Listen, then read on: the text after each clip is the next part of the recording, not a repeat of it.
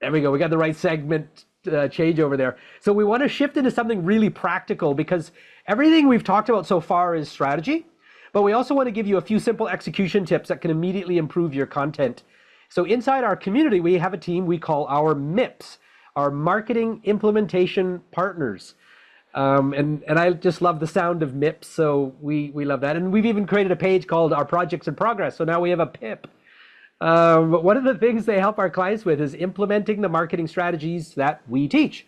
And learning, by the way, from someone like Stefan, we glean this and we weave this into then what we're going to teach and help you guys with. So we are going to share a couple of quick MIPS tips with you tonight.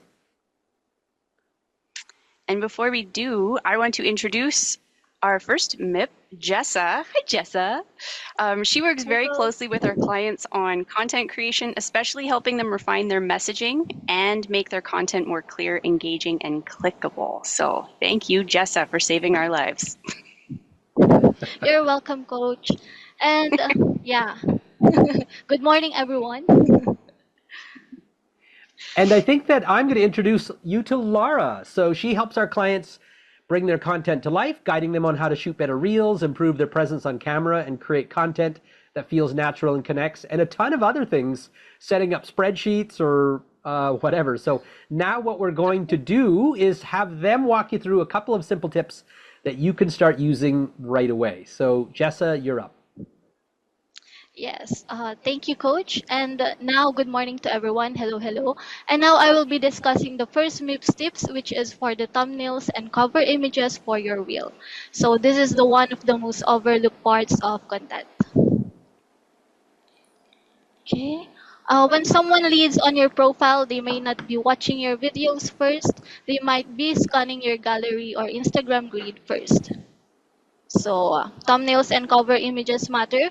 What they see are the thumbnail picture, the text in your thumbnail, and the first impression. If your thumbnail doesn't grab attention, people are less likely to click. So instead of a random frame from your video, use a thumbnail that shows what the video is about, a clear phrase or idea in a form of a title in your thumbnail, and something curiosity-driven to encourage them engage with your content. Your thumbnail gets the click and our video earns the watch.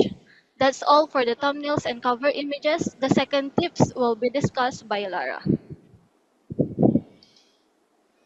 All right, thank you, Jessa. Now, the second tip is about how you actually shoot your reels. And the good news is, this doesn't require fancy equipment.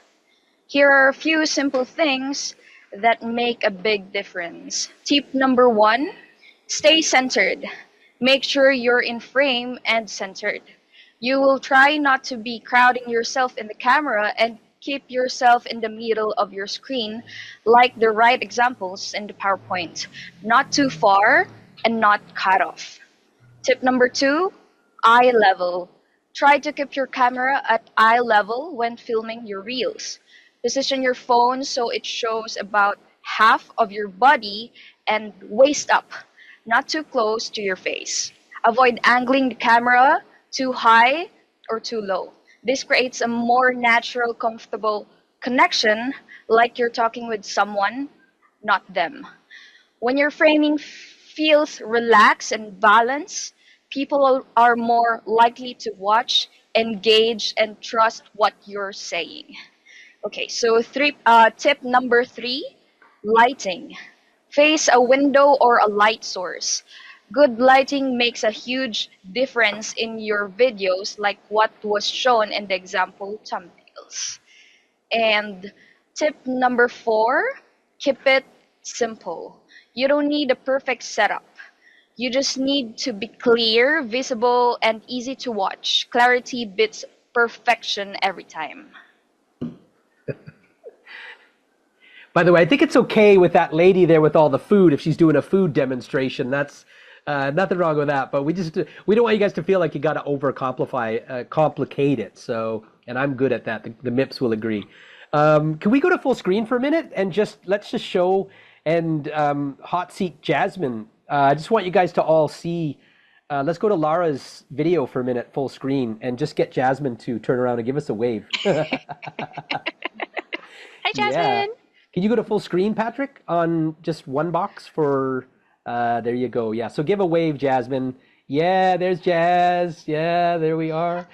So just so you know, Jasmine is the writer. She's the one that is writing your weekly wellness email updates. And she's also a designer, so we just appreciate her so very much. And she's also the one that formatted and handled the script for this show, so we want to make sure we give a thanks. So thank you again, Lara and Jessa, for all the hard work you guys do. This is exactly the kind of support that our MIPs provide inside Content Studio, day in, day out with you guys to help you